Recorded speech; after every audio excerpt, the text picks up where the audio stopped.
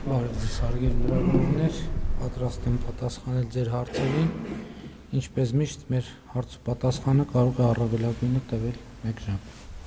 Համեցեք։ Առաջին հարցը Փայլա Փարեզյան։ Շնորհակալություն, պարոն Փաշինյան, ինչպես գիտեք, 10 եպիսկոպոսները 3 հայտարարությամբ են հանդես եկել այսօր 17:00 Մայրան թորում հավաքվելու վերաբերյալ, զուգահեռ Մայրան թորում հավաքվելու են այն անձինք, ովքեր հայտարարել են, որ պաշտպանելու են հայ-առաքելական եկեղեցին եւ կաթողիկոսին, այն ոտեցոկություններից, որոնք տեղի են ունենում քաղաքական իշխանության եւ նրանց միացած իրենց բնորոշմամբ տիրադատ եպիսկոպոսների կողմից, չկա նախ մտավախություն, որ կարող են լինել բախումներ, որպես իշխանության ղեկավար դուք ինչ ասելիք ունեք այս առումով եւ արդյոք այդ եպիսկոպոսները ձեր հետ հանդիպման ժամանակ նրանց ուղղորդել եք կազմակերպել այս հավաքը, որովհետեւ սա գրեթե նույնն է, ինչի մասին դուք եք խոսել Էջմիածնում հոգևոր հավաք կազմակերպելու վերաբերյալ։ Շնորհակալություն։ Նախ բախումների որևէ հնարավորություն բացառում է, որովհետև Հայաստանի իրավապահ մարմինները ունեն բոլոր գործիքակազմը եւ հնարավորությունները սադրիչ գործելակերպով աչքի ընկնող բոլոր անձանց չեզոքացնելու օրենքով սահմանված կարգով։ Երկրորդը հայաստանյաց առաքելական եկեղեցին պետք է պաշտպանել կտրիչ Ներսիսյանից եւ մայրաթոռը զավթած մյուս աղանդավորների խմբից։ Ես արդեն իմ դիրքորոշումը ասել եմ, որ կտրիչ Ներսիսյանը եւ նրա նեղ շրջապատը աղանդավորներ են, ովքեր զավթել են եւ եղծում են հայաստանյաց առաքելական Սուրբ եկեղեցու դավանանքը։ Հաջորդը 10 եպիսկոպոսների գործողությունները ես չեմ ուղղորդում, բայց ողջունում եմ եւ աջակցում եմ։ Ես այս պահին նման անհրաժեշտություն եւ որոշում չեմ տեսնում եւ ուզում եմ ասել նաեւ մի բանի վրա հրավիրել ձեր ուշադրությունը։ 10 եպիսկոպոսները Էջմիածնի միաբաններ են, այսինքն Էջմիածնի վանական համալիրը իրենցն է եւ իրենք էլ Էջմիածնի վանական համալիրին են։ Եվ հետեւաբար նրանց կողմից հնչեցված հրավերը հավաքվելու մայրաթոռում բացարձակապես լեգիտիմ է, որովհետեւ դա ըստ էության իրենց միաբանությունն է, իրենց կեցավայրն է եւ իրենք ունեն լեգիտիմություն իրենց հետևորդներին, եւ նրանք նաեւ թեմակալ առաջնորդներ են, իրենց թեմի հավատացյալներին, թեմերի հավատացյալներին հրավիրել։ Միջայլոց խոսքը գնում է խոսքը արիացյան թեմի առաջնորդի մասին է, արմավիրի թեմի առաջնորդի մասին է, արիացյան մասիացոտն թեմի առաջնորդի մասին է, այսինքն իրենք ըստ էության գործում են իրենց թեմում։ Եվ այսպիսով նրանց գործողությունները լեգիտիմ են։ Հաջորդը նաև շատ է հնչում, ես տեսա, որ նաև որոշակի հարցադրումներ են արվում, ինչն է կապում ինձ 10 եպիսկոպոսների հետ։ Միայն եւ միայն բացառապես օրակարգը հայաստանյաց առաքելական Սուրբ եկեղեցու նորոգման օրակարգը եւ մի հարցում եւ էլի ուրիշ հարցերում մենք ունենք կոնսենսուս, որ այդ օրակարգը անհնար է իրականացնել առանց կտրիչ Ներսիսյանի հեռացման մայրաթոռից։ Հաջորդը ուզում եմ ասել նաեւ, ասում եմ որպես Հայաստանի Հանրապետության վարչապետ, մենք արդեն բավական երկար ժամանակ այդպես գործում ենք, բայց այդպես չենք հայտարարել, կտրիչ Ներսիսյանի որևէ որոշում Հայաստանի Հանրապետությունը չի ընդունելու, որովհետև նրա կայացրած ցանկացած որոշում ոչ լեգիտիմ է։ Օրինակ Տեր Արամ Ասատրյանը շարունակում է Հայաստանի Հանրապետության համար լինել Տեր Արամ Ասատրյան։ Եվ Կտրիչ Ներսիսյանի որոշումը նրան կարգալույծ անելու մասին մենք չենք ընդունել եւ մենք շարունակում ենք Տեր Արամ Ասատրյանին, Տեր Թադեին, Տեր Տարոնին համարել գործող հոգեվորական։ Եվ ելի ուզում եմ կրկին էլի եմ ասում, որովհետեւ այստեղ մենք պետք է հարցին ճիշտ մոտենանք։ Ինչ է տեղի ունենում եւ ինչի շուրջ է, որովհետեւ ամենատարբեր վարկածներ են առաջ քաշում օրակարգի։ Իսկ ո՞րն է այդ օրակարգը։ Արդյոք ես ինձ կամ մյուսներին սուրբ եմ համարում այս օրակարգի մեջ։ Ոչ բնականաբար, որովհետև ինչալուց եթե այդպես համարենք, մենք սրբապղծություն կգործեինք, որովհետև ցանկացած քահանա պատարագի կարգը սկսելուց առաջ նա իր մեղքերի խոստովանություն է անում եւ իր մեղքերի համար թողություն է խնդրում։ Այստեղ խնդիրն է նա, որ մենք բոլորս ես էլ 10 եպիսկոպոսներն էլ ընդունում ենք, որ մենք բոլորս մեղավոր ենք, այդ թվում Հայաստանյան Ծառայքելական Սուրբ Եկեղեցու ճգնաժամի համար եւ պատասխանատու ենք այդ ճգնաժամը լուծելու համար։ Եվ այն, որ այսօրվա իրադարձությունը ինչի մասին է։ Այսօրվա իրադարձությունը նրա մասին է, որ Հայաստանյան Ծառայքելական Սուրբ Եկեղեցում ճգնաժամ է, այլևս որևէ մեկը դա չի կարող շղթել, եւ այդ ճգնաժամը պետք է հանգուցալուծվի։ Չի հանգուցալուծվելու այդ ճգնաժամը, քանի դեռ Կտրիչ Ներսիսյանը հեռացված չէ Մայրաթորից։ Այսօր կհեռացվի Մայրաթորից։ Ուրեմն այդ ճգնաժամի հաղթահարման մեկնարկը կտրվի այսօր, վաղ կհեռա։ Բոլոր դեպքերում առաջի քայլը դա է։ Եվ սա նաև կոնսենսուսի հաջորդ կետն է մեր եւ 10 եպիսկոպոսների։ Եվ ես ասում եմ, ես նրանց չեմ ուղղորդում եւ չեմ ուղղորդել։ Պատկերացնում եք եպիսկոպոսների, արքեպիսկոպոսների, ես ով եմ որ իրենց ուղղորդել։ Բայց ես նրանց աջակցում եմ։ Եվ նրանց հետ կիսում եմ ոչ միայն նրանց հետ, հանրության հետ, հրապարակային ես կիսել եմ գաղափարներ եւ ուզում եմ նաեւ 10 եպիսկոպոսներին շնորհակալություն հայտնել իրենց խիզախության համար, որովհետեւ հեշտ չի անել այն, ինչ որ իրենք անում են։ Գուցե ինձ համար շատ ավելի հեշտ է այդ թեմաներով հանդես գալ, բայց իրենց համար տասնապատիկ ավելի դժվար է եւ դա պետքա գնահատանքի արժանանա եւ ես աջակցում եմ եւ կաջակցեմ բոլոր հնարավոր օրինական եւ քրիստոնեական հավատքի, դավանանքի վրա հիմնված բոլոր միջոցներով։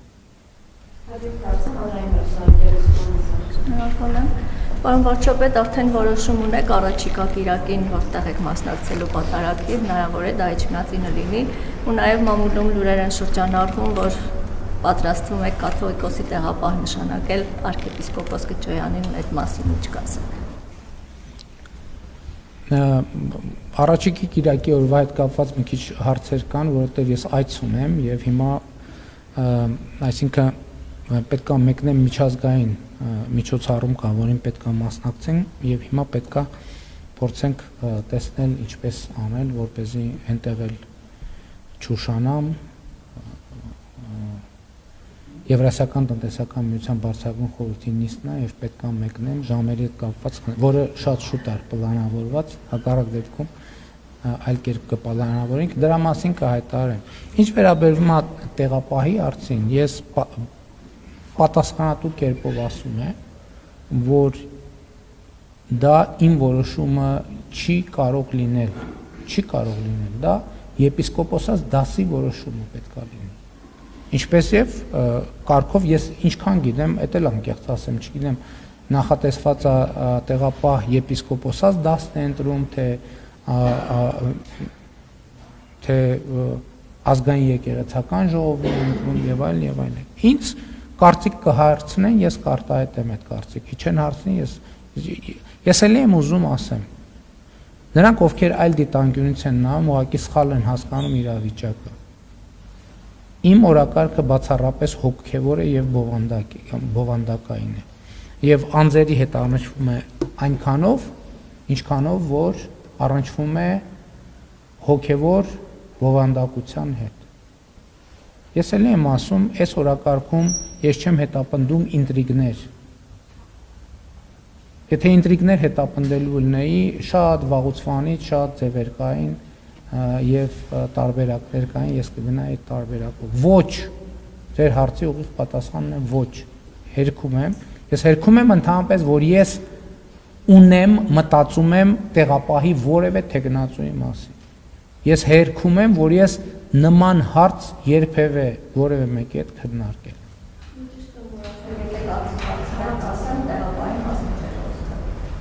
տեղապահի մասին եթե կարծիք հարցնեն չեմ փախնի ասեմ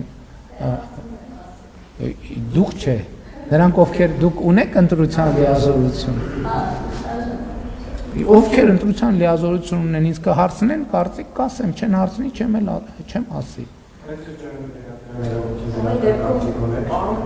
ես հարցին պատասխանեցի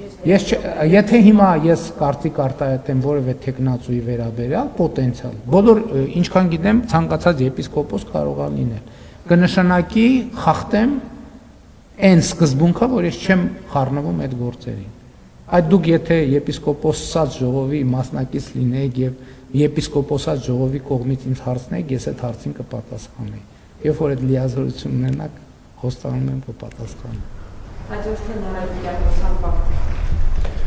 Շնորհակալություն, պարոն վարչապետ, տպավորություն է, որ ձեր հայտարարությունները դուք անում եք, դրանից sense բում է լինում եւ դա անցնում գնում է։ Օրինակ, երբ որ ասացիք, չեմ ուզում կաթողիկոս, որը ամենօրյա ռեժիմով թե պարբերաբար զեկուցում է հատուկ ծառայության, օտար պետության հատուկ ծառայության լեյտենանտին, դրան ոչ մի բան չհետևեց։ Եթե այդ հայտարարությունը իրականություն էր, ապա դա սկանդալ էր պայթել եւ մենք դատախազություն հարցում ենք անում, ասում է չունեմ տեղեկություն, որ վարչապետի այդ հայտարարությունից հետո քրեական վարույթ է նախաձեռնվել կամ քրեական վարույթի մասին տեղեկություններ կան։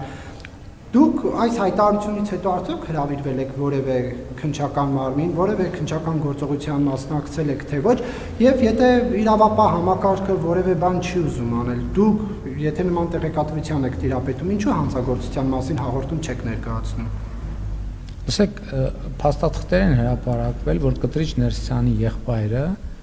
ԿԳԲ-ի գործակալ է եղել խորհրդային միության ժամանակ։ Ասում եք սկանդալ է պայթել, այդ սկանդալը ինչի չի պայթում։ Վերջը պարզել եք, այդ ճիշտ է, այդ ճիշտ չի, փաստաթղթեր են հրապարակվել։ Եվ հայտարարություններ են եղել, որ այդ թվում հրապարակային հոգևոր ծառայողների կողմից Գերմանիայում տեղի ունեցած միջադեպերի մասին։ Ես ասեմ, որ ես հետաքրքրվել եմ, մեր ծառայություններն էլ այդ նույն տեղեկությունը ունեն։ Այո, ԱԱԾ-ն ունի այդ տեղեկությունը։ Բայց ինչ? Ինչի վարույթը ԿԳԲ-ի գործակալ լինելու համար վարույթ չեն կարող հարուցել, որովհետև իրանք եղել են խորհրդային միության քաղաքացի։ Հիմա հարց, հիմա արդյոք օտարերկրյա հատուկ ծառայությունների հետ համագործակցություն կա։ Ուրեմն ամեն ինչ չի, որ քրեական գործի ռեժիմով է աշխատում, որովհետև կա օպերատիվ աշխատանք, կա հակահետախուզական աշխատանք, կա հետախուզական, բոլոր անհրաժեշտ միջոցառումները արվում են։ Էլ չեմ ասում դրա հետ բազմաթիվ այլ շերտեր կա, որը ամեն ինչը իր ընթացքով լուծում կստանա։ Հիմա սկանդալը կա, թե չկա։ Հիմա նոր Նախիջևանի թեմի առաջնորդը ԿԳԲ-ի գործակալ է եղել։ Դա սկանդալ է, թե սկանդալ չի։ Ինչ որ սկանդալ չի։ Գիտեք ինչի սկանդալ չի, որովհետև սկանդալը կախված է նրանից, թե ով է ֆինանսավորում սկանդալը։ Մենք քանի որ սկանդալ չենք ֆինանսավորում չկա։ Բան սկանդալ չկա։ Իսկ նրանք ովքեր ֆինանսավորում են, իրանց հետաքրքիր չի այդ սկանդալը, դրա համար սկանդալ չկա։ Այո, ես հիմա էլ եմ ասում։ Ես հիմա էլ եմ ասում եւ դա իմ գնահատականն է եւ դա նաեւ ակնհայտ իրողություն է։ Այսինքն ձեզ համար նորությունն է, որ կաթողիկոսը ղեկավարվում է դրսից։ Ինչով է նորություն։ Չեք տեսել փաստեր։ Ուշադիր լրատվությանը հետևեք կտեսնեք այդ փաստերը։ Դե քրեական գործ է ձեզ պետք դա տեսնելու համար։ Գնացեք ձեր գրած հրապարակումները նայեք, մամուլի հրապարակումները նայեք, պաշտոնական հաղորդագրությունները նայեք։ Ամեն ինչա որ քրեական գործով է լինում։ Բա որ քրեական գործերով այդ ձեր հրապարակումները, որ քրեական գործերով չի հիմնավորվում, ինչի չեք հերքում։ Ինչի չեք հերքում, օրինակ այն հրապարակումներ ներողություն խնդրում հանրությունից, ասելով որ մենք սենց բան էինք գրել, չի հաստատվում, քրեական գործով հերքվել է դա։ Ինչի ներողություն չեք խնդրում։ Բա որ ամեն ինչ քրեական գործերով է։ Բայց ձեր քանի հրապարակում է, որ քրեական գործով հիմնավորվել է։ Քանի հրապարակում կա։ Այսինքն սկանդալը հոբանով չի։ Ինչի՞ չեք էլ հարց տալիս, որ այս պաշտոնյանա տուն գնել, այն պաշտոնյա։ Այն բանից հետո, երբ ասում են բրիֆինգին ներկա լրագրողների 70%-ը տուն է գնել։ Հիմա դա կոռուպցիա է, թե կոռուպցիա չի։ Բա ինչի քրեական գործեր չեն հարուցվում այդ առիթներով։ Որ հարուցվեն պետք է ասեն բանա, չէ՞, մամուլի հետապնդումը։ Որ հարուցվեն ասելու են եկեղեցու դեմ հետ։ Մենք ոչ մամուլին ենք հետապնդում, ոչ էլ եկեղեցուն։ Մենք հանրության հետ կիսում ենք մեր տեղեկատվությունը եւ ակնհայտ տեղեկատվությունը։ Հիմա հետաքննություն արեք, հիմա ԿԳԲ-ի գործակալ լինելու մասին տեղեկատվությունը ճիշտ է, թե ճիշտ չի։ Ինչի հարցում։ Մինչև այսօր ո՞ր լրագրողն է կաթողիկոսին հարցրել աղջիկ ունեք, թե չունեք։ Հարց 1։ Երկրորդը դա համատեղելի է արդյոք ծառայության հետ։ Հարց 2։ Ձեր եղբայրը ԿԳԲ-ի գործակալ է, թե չէ։ Եվ այլն եւ այդպես շարունակ։ Եկեղեցին ֆինանսական թափանցիկություն ունի, թե թափանցիկություն չունի։ Հարց տվել եք, ինչի իմիջիալոց ասեմ, 10 եպիսկոպոսների թեման ինչից է սկսել։ Երբ որ հանձնախումբ ա եղել, որը ասել է, որ Արշակ կամ Սամվել Խաչատրյանի հետ կապված իրավիճակը պետք է քննվի։ Եվ Կտրիչ Ներսյանը հրաժարվել է դա քննել։ Բայց հարցերը ինչի չի տրվել։ Հիմա կարող է այդ լեյտենանտը արդեն կապիտան հաստատել։ Լավ աշխատանքի համար։ Հաջորդ հարցը Միր։ Պարոն վարչապետ, ԵԱՏՄ նիստի արդյունքներով, որոնք են այն հիմնական որոշումները կամ նախաձեռնությունները, որոնք Հայաստանի տնտեսության զարգացման համար առաջնային են, կամ որ որոշումներն եք դուք առավել կարևորում։ Ներողություն։ Չհասկացա։ ԵԱՏՄ նիստի արդյունքներով, որոնք են այն հիմնական որոշումները կամ նախաձեռնությունները, որոնք Հայաստանի տնտեսության զարգացման համար ավելի կարևոր կամ որոնք եք դուք ավելի շատ կարևոր։ Առաջիկա նիստի թե նախորդ, որովհետեւ մի հատ Դեկտեմբերի 11-ի։ Հա, դեկտեմբերի 11-ի։ Օրինակ, մասնավորապես մենք էլեկտրոմոբիլների քվոտայի հարցը լուծվեց եւ ընդհանուր առմամբ շուկայի կարգավորման արգելքները վերացնելու մաքսային ընթացակարգերը առավել արդյունավետ դարձնելու հետ կապված օրակարգեր են քննարկել եւ շարունակական հարցեր են, որոնք հիմնական խնդիրը այն է, որ տնտեսական փոխգործակցությունը ավելի արդյունավետ դառնա, բայց գիտեք ինչ ամեն ինչ չի, որ ֆորմալ որոշումներով է կարգավորվում։ Հիմա օրինակ տեսեք, Ղազախստանի հետ տեսեք մեր քաղաքական հարաբերությունները ինչ բարձր մակարդակում են։ Եվ Ղազախստանը եւ Հայաստանը Եվրասիական տնտեսական միության անդամ են։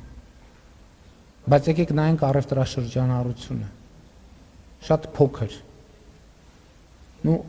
փոքր իր պոտենցիալի համեմատ եւ փոքր, այո, բացարձակ թվով էլ փոքր։ Ինչու լոգիստիկ կապերի խնդիրների պատճառով։ Եվ հիմա այն որ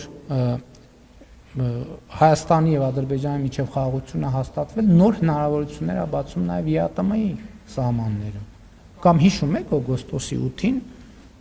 երբ որ օգոստոսի 8-ի հռչակագրից հետո ասում էր, որ սա հակառուսական որոշում է, որ սա ընդդեմ Ռուսաստանն է։ Ես էլ ասում եմ ոչ։ Ասում եմ սա նոր հնարավորություններ է բացում նաեւ Հայաստան-Ռուսաստան հարաբերությունների համար։ Հիմա այն ինչ անկախ Հայաստանի եւ անկախ Ռուսաստանի պատմության մեջ չի եղել երբևէ, օգոստոսի 8-ի պայմանավորվածությունների արդյունքում տեղի է ունեցել։ Հայաստանը եւ Ռուսաստանը ունեն երկաթուղային կապ։ Եվ նաեւ այս որոշումները ԵԱՏՄ շրջանակում շատ ակտիվացնելու են։ ԵԱՏՄ շատ կան ռազմավարական որոշումներ, ընթացակարգային որոշումներ, որոնք կոնկրետ արդյունքը այս վերջին նիստի, մասնավորապես 15000 էլեկտրոմոբիլների քվոտաներ, որը հանրությանը շատ հետաքրքիր է։ Մաքսային ընթացակարգերի հարցեր են քննարկել եւ այդպես շարունակ։ Հաջորդ հարցը հանրային ռադիո Պարոն վարչապետ, 3 հարց ունեմ, թույլ տվեք ընթերցեմ։ Ռուսաստանի Դաշնության արտգործնախարարությունը օրերս հայտնել էր ցանկություն Թրիփին միանալու մասով, որպես հիմք վկայակոչվում էր 21-23 թվականների եռակողմ Հայաստան, Ադրբեջան, Ռուսաստան այս մշակված լուծումները, նաև փորձագիտական խորհրդատվություն են առաջարկում գնահատումների հարցում։ Հայաստանի համար որքանով է սա դիտարկելի, որոշ ժամանակ առաջ ռադիոլուրին հարավկովկասյան երկաթուղիներից ասել էին, որ պատրաստ են դիտարկել միայն Մեղրիի հատվածը իրենց տնօրինությունից փոխանցել Հայաստանին, այս մասով ինչ կասեք, Հայաստանը դիմել է թե չէ եւ դիտարկում եք արդյոք այս տարբերակը, սա առաջին հարցը։ Իրոք Ես թվում է երկու հարցեր։ Երկու հարց կոնե թույլ տվեք։ Տեղեկություններ կան, որ Հայաստանին հաջողվել է հաղթահարել Եվրամիության խաղաղության աջակցության ծրագրով 20 միլիոն եվրոյի այդ խոչընդոտը, այսինքն Հունգարիան հանել է վետոն, կարող եք հաստատել սա, եթե այո, ինչ փուլում է գործընթաց եւ ինչ քաղաքական պայմանավորվածությունների արդյունքում է դա հնարավոր դարձել։ Դա ուղղվելու է պաշտպանության ծախսերին։ Շատ լավ։ Նախ երկաթուղի Մեղրի հատվածի հետ կապված թյուրըմբռնում կա, որովհետեւ այդ հատվածը Ռուսաստանի կառավարման ներքո չի, որ իրանք հանձնեն Հայաստանին։ Դա Հայաստանի Հանրապետության ինքնիշխան տարածքն է եւ մենք այդ տարածքի կառավարում որևէ մեկին չենք արտապատվիրակել, այսինքն այնտեղ երկաթուղի չկա, որ մի հատ էլ կառավարվեր որևէ մեկի կողմից, այսինքն տենց թեմա չկա։ Երկրորդը տրիպի հետ կապված գիտեք, որ հռչակագրում հստակ գրված է, որ դա Հայաստան Միացյալ Նահանգներ երկկողմ նախագիծ է եւ երրորդ երկրների ներգրավվածությունը կարող է քննարկվել միայն երկկողմ ձևաչափով, այսինքն դա հստակ ձևակերպված է եւ այս շրջանակից դուրս մեկնաբանություն տալը կոռեկտ չեմ համարի, բայց նաև ասեմ, որ ես Ռուսաստանի Դաշնության մեր գործընկերներին խնդրել եմ շտաբ կարգով զբաղվել մասնավորապես երկաթուղու երասխից մինչև Ադրբեջանի դեպի Նախճեվան սահման եւ Ախուրիկի հատվածի մինչև Թուրքիայի սահման ամբողջական վերականգնմամբ եւ կարծում եմ նաեւ ես առաջիկայում նաեւ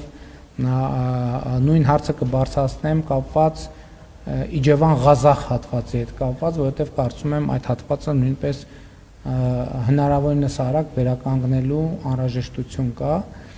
եւ հույս ունեմ Ռուսաստանի մեր գործընկերները մաքսիմալ արագությամբ այդ խնդրանքը իրականություն կդարձնեն։ Ինչ վերաբերվում է եվրոպական խաղաղության գործիքին, այո, արտաքին գործերի նախարարը զեկուցել է ինձ, որ Հունգարիայի գործընկերները կարծես որոշմանը համաձայնվել են եւ կա կոնսենսուս, թե յուռե որոշումը կլինի կհրապարակվի, դա բովանդակային առումով այս պահին չեմ կարող ասել, բայց բոլոր դեպքերում դա նպաստելու է եւ ծախսվելու է խաղաղության օրակարգի եւ խաղաղության տրամաբանությամբ։ Հաջորդ հարցը առավոտ Պարոն Փաշինյան, հայտնի փաստ է, որ Արցախում Ադրբեջանը իրագործել է ցեղասպանական գործողություններ, նաև միջազգային հայտնի մասնագետներ են այդ գնահատականը տվել, մարդկության դեմ ուղղված հանցագործություն եւ դրա հետևանքով Արցախի բնակչությունը բռնի տեղահանվել է։ Հիմա դուք այս հարցերը բարձրաձայնելու փոխարեն խոսում եք այն մասին, որ Արցախի ժողովրդի վերադառնալու իրավունքի հարցը պետք է փակել, այդ հարցը հավասարեցնում եք Ադրբեջանի իշխանությունների կողմից շրջանառության մեջ դրված կեղծ թեզի հետ, այսպես կոչված ադրբեջանցիների վերադարձի թեզի հետ։ Մասնագետները պնդում են, որ դրա փոխարեն Հայաստանի իշխանությունը պետք է դիմի միջազգային քրեական դատարան։ Օրինակ վերջերս Արման Թաթոյանն էր առաջարկում, այդ առաջարկով հանդես գալիս եւ ասում ինչու այդ հարցադրում են նաեւ ընդդիմադիր падգամավորները մեր ինչու Հայաստանի իշխանությունը չի գնում այդ ճանապարհով եւ ինչու են արվում քայլեր, որոնք ձեռնտու են ոչ թե հայ ժողովրդին, Հայաստանին ու Արցախին, այլ ձեռնտու են մեր թշնամիներին։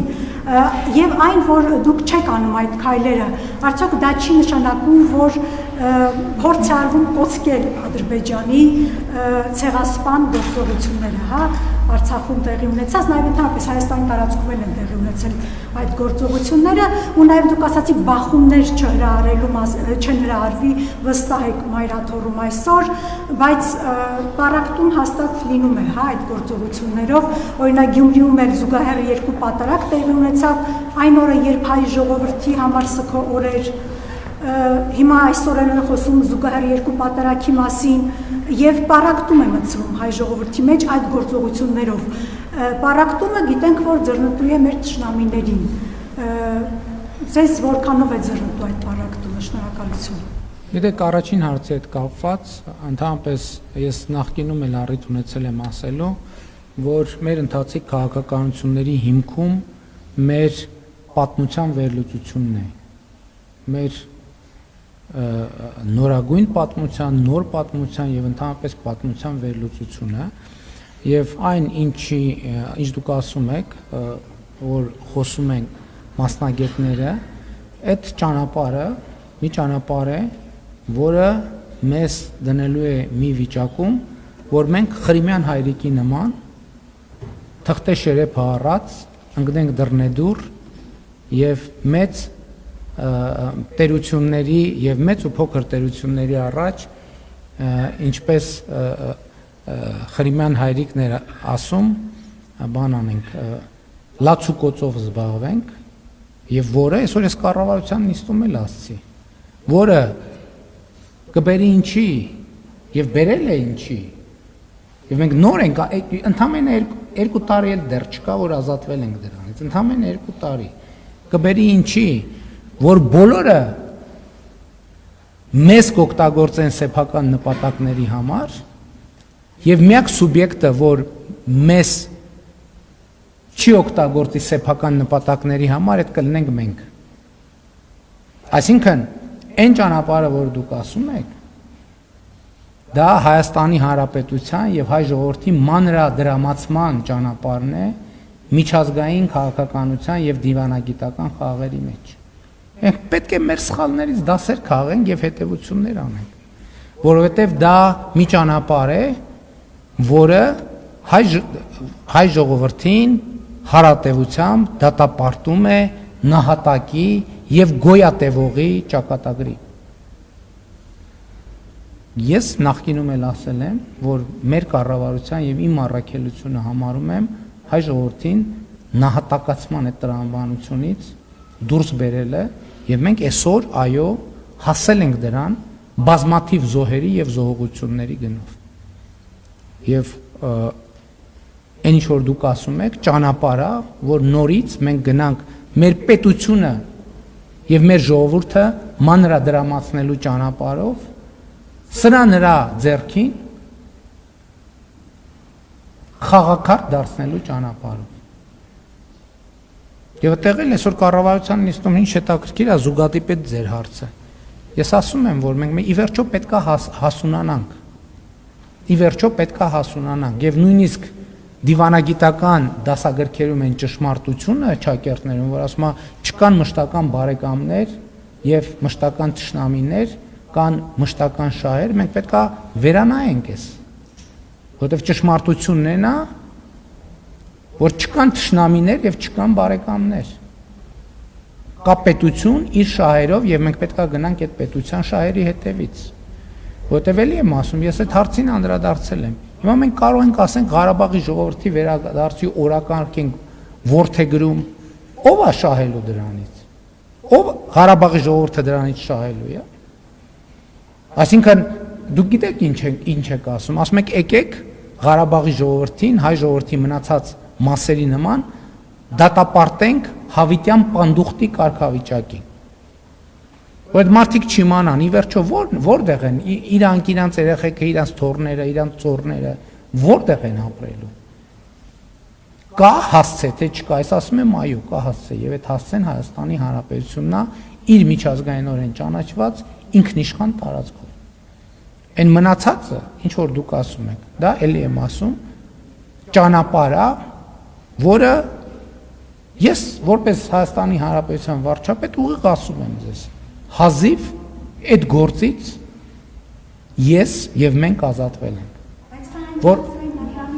շատ լավ, այդ միջազգային հարգելիս, ես պատա։ Շատ լավ։ Մենք տեսանք այդ միջազգայինորեն ամրագրված, արձանագրված իրավունքները, որը տոնում ենք համազգային կերպով, ուրախանում, որ էս ինչ լավ, որ իրականության մեջ ինչ ա բերել դա։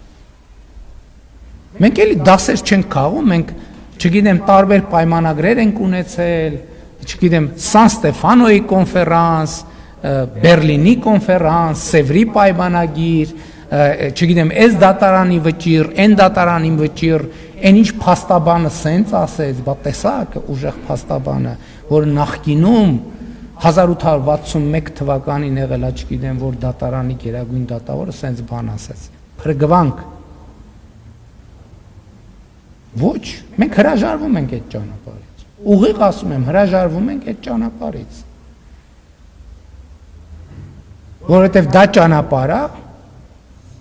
մեր եւ մասնավորապես Ղարաբաղի ժողովրդին հավիտյան պանդուխտի կարգավիճակի դատապարտել։ Մենք չենք գնում, մենք ասում ենք Ղարաբաղի սիրելի քույրեր եւ եղբայրներ։ Դուք պետքա տնավորվեք Հայաստանի Հանրապետություն։ Ստանաք Հայաստանի Հանրապետության քաղաքացիություն։ Մենք ասում ենք Հայաստանի քաղաքացիներ։ Մենք պետքա հրաժարվենք պանդխտելու հացի հետևից, պանդխտելու տրամաբանությունից, որտեվ հացը էստեղ է։ Հայաստանի Հանրապետությունը ոչ թե նահատակվելու գործիք է, այլ հաց ստեղծելու գործիք է։ Եվ մենք գնում ենք այդ ճանապարհով։ Այսօր ես կառավարության նիստում մի ժամ ուղիղ կարդացել եմ այն սուբվենցիոն ծրագրերը, որոնք մենք ֆինանսավորում ենք։ Մենք մարդկանց ոտի տակը ճանապարհ ենք սարքում, մայթ ենք սարքում, որովհետև սա երկիր է Հայաստանի Հանրապետություն, որտեղ մարդը պետք է ապրի։ Եվ մի քանի մասնագետի, որ իրանք աշխատանք ունենան, մենք չենք պատրաստվում մի ամբողջ ժողովրդի եւ պետության ճակատագիր դնել հարցականի տակ։ Մենք հրաժարվում ենք այդ ճանապարհից։ Մենք հրաժարվել ենք այդ ճանապարհից։ Եվ այդ ճանապարհից հրաժարվելու արդյունքում մենք դարձել ենք լիարժեք պետություն։ Ոչ թե հաշմանդամության հազար ներողություն ամենայն հարգանքով։ Խումբ ունեցող այլ լիարժեք պետություն մենք վերականգնվել ենք։ Դրա համար է, որ ես ասում եմ, այսօր մենք անկախ ենք քան երբևէ, ինքնիշխան ենք քան երբևէ, պետություն ենք քան երբևէ։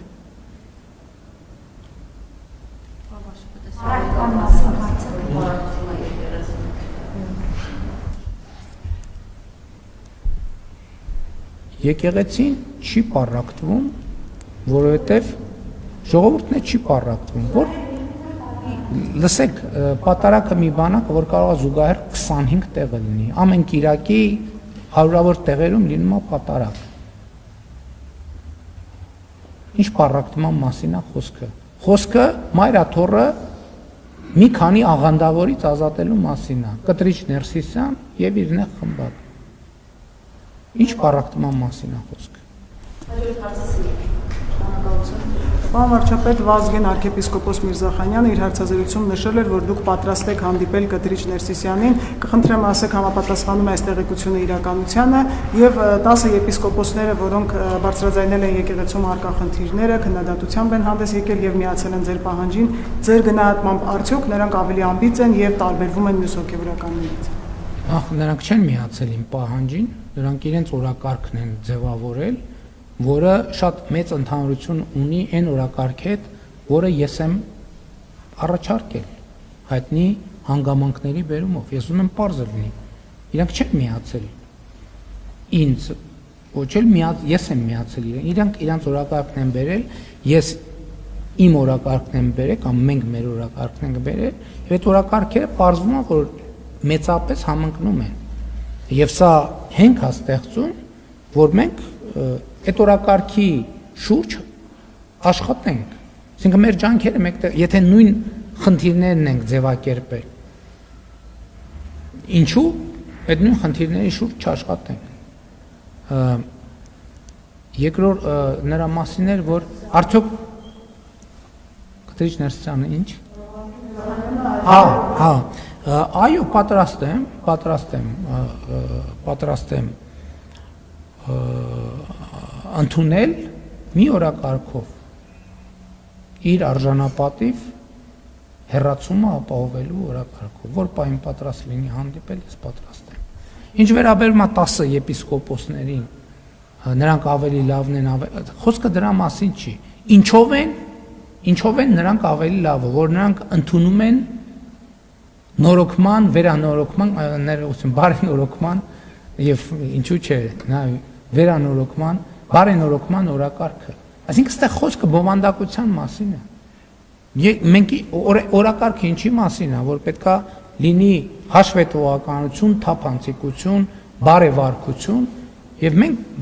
բոլորը ընդունում ենք այդ օրակարգը, իրենք էլ են ընդունում, իրենք դուրս չեն դնում իրենց այդ օրակարգից եւ այդպես շարունակ։ Հիմա նույն տրամաբանությամբ, երբ որ մենք բան ենք անում, ունենք կոռուպցիայի դեմ պայքարի օրակարգ։ Մենք մեզ դուրս ենք դնում այդ օրակարգից, չէ՞ դու ընդհակառակը։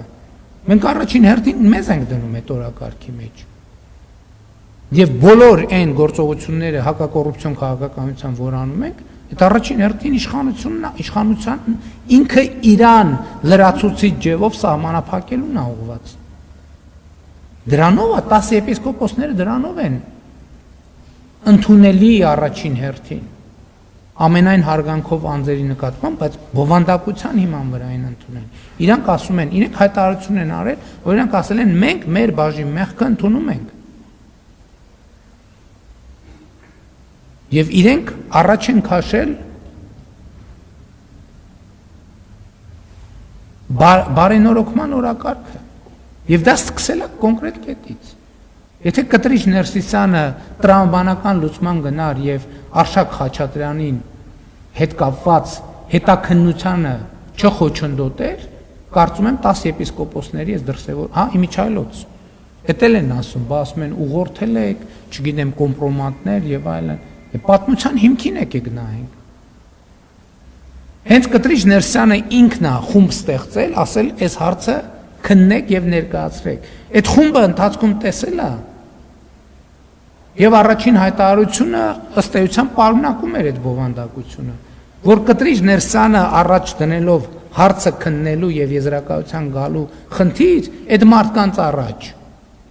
Հետո սկսել է խոչընդոտել այդ մարդկանց գործունեությունը, որ ճշմարտությունը չպարզաբանվի։ Այսինքն ուզեցել է, դա ինչ է նշանակում։ Դա նշանակում է, որ ուզեցել է Արշակ Խաչատրյանի դեպքը մաքրի բանի եպիսկոպոսների միջոցով, այսինքն Արշակ Խաչատրյանի մեղքի պատասխանատվությունը դնի 10 եպիսկոպոսների վրա, չգիտեմ, գուցե բոլորը չեն։ Այս մարդիկ էլ ասել են, բայց մի րոպե մենք ինչի պետք է դրա պատասխանատվությունը վերցնենք։ Ինչի պետք է, այսինքն ստեղից է սկսել, այդտեղ ոչ ուղղորդման կարիք կա, ոչ եւ այդ ա եղել, ենթադրում եմ, ես իրանց հրապարակային տեքստերից եւ ենթադրում եմ իրանց այդ շփումներից ես տենց եմ հասկացել ամենը։ Այդ եղել այն վերջին կետը, որ իրանք հասկացել են, որ չի լինի սենց։ Հաջորդ հարցը ազատություն ռադիոկայանում։ Պարոն վարչապետ, դուք ասացիք, որ հոգևոր նորոգման օրակարգն եք կիսում, այսինքն ձեզ միավորում եք այս եպիսկոպոսների հետ այդ օրակարգը եւ ողջունեցիք նրանց հայտարարությունը, որով նրանք պատրաստվում են հավաքանցկացնել կաթողիկոսին հեռացնելու պահանջով։ Մինչև այս հայտարարությունը անելը արդյոք նրանց հետ հանդիպում ունեցել եք, եթե այո, նրանք մինչև հայտարարելը պատմել են իրենց մտադրության մասին ձեզ։ Եվ երկրորդ հարցը, փաստորեն պարոն Փաշինյան, դուք ասում եք, որ չնայած իրավապահների լռությանը, դուք ասում եք, որ շարունակում եք պնդել, որ կաթողիկոսը զեկուցում է օտարերկրյա ծառայություններին եւ հակապետական գործողություններ է իրականացնում։ Չեք կարծում, որ դուք լինելով երկրի ղեկավար ձևավորում եք վտանգավոր մի նախադեպ, որով քաղաքացիները, մարդիկ առհասարակ միմյանց կարող են խիստ ծանր մեղադրանքներ հնչեցնել, այս դեպքում դուք գրեթե պետական դավաճանության մեղադրանք եք հնչեցնում կաթողիկոսին եւ կատարել դրանից բխող գործողություններ։ Եվ դուք փաստորեն այս իրավիճակում փաստորեն ստեղծում եք մի նախադեպ, որով առանց իրավական գործընթացների կարելի է մարդկանց մեղադրանքներ հնչեցնել եւ դրանից բխող գործողություններ իրականացնել։ Նախ 10 եպիսկոպոսների հավաք անցկացնելու մտադրության մասին ես իմացել եմ իրենց հայտարարության տեքստը կարդալով։ Երկրորդը, ես էլ եմ ասում, ես ոչ մի իմ հայտարարության պահին ոչ մի գաղտնի բան չեմ բացահայտել, բացահայտել եմ արդեն բացահայտվածը։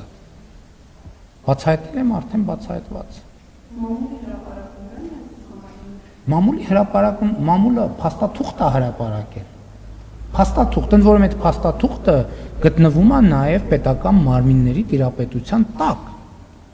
Պետական մարմինների տիրապետության տակ։ Ինչ կա, իմ ասածի մեջ ոչ մի նորություն չկա։ Ոչ, ես մտանգավոր նախադեպ չեմ ձևավորում, որովհետև ի տարբերություն ոմանց, այդ թվում ցավոք լրատվամիջոցների, անհիմն հայտարարություններ չեմ անում։ Դա կոնկրետ հիմնավորումներ ունի եւ հրապարակային են այդ հիմնավորումները։ Իրավական պրոցես, որովհետեւ իրավական պրոցեսը ունի բազմաթիվ նրբություններ։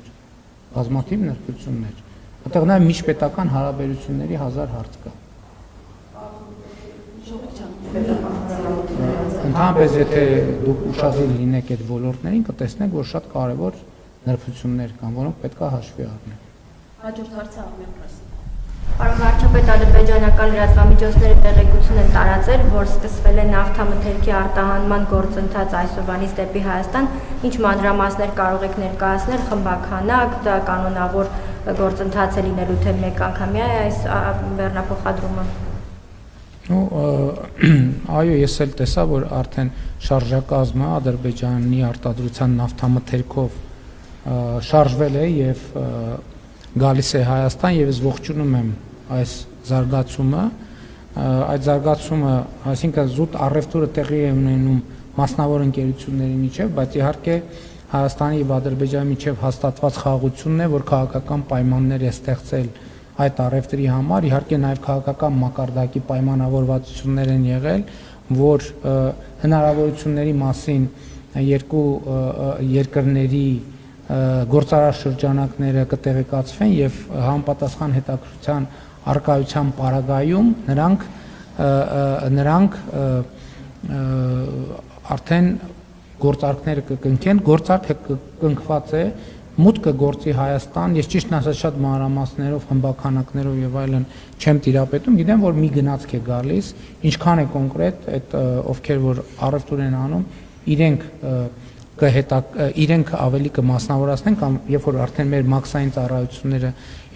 մտնի երկիր եւ տեղեկության տիրապետեն, ես այն ժամանակ կտիրապետեմ։ Ինչ վերաբերում է հետագա ընթացքին, նաեւ ես գիտեմ, որ վրացական երկաթուղու սակագնի հետ կապված որոշակի հարցեր կան եւ հույս ունեմ այդ հարցերը կամ կկարգավորվեն կամ եթե չկարգավորվեն տրամաբանորեն տնտեսվարողները այլընտրանքային ձևեր, եթե այդ գործարքները շարունակեն հետաքրքիր լինել, այլընտրանքային ձևեր կփնտրեն ներմուծումը եւ արտահանումը ապահովելու։ Վերջին հարցներ,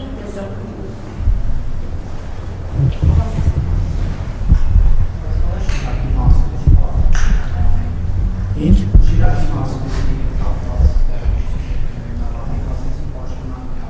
Եթե կլինի համապատասխան որոշումներ կհրապարակվի կիմանանք։ Չկա էլ հարց։ Շնորհակալություն։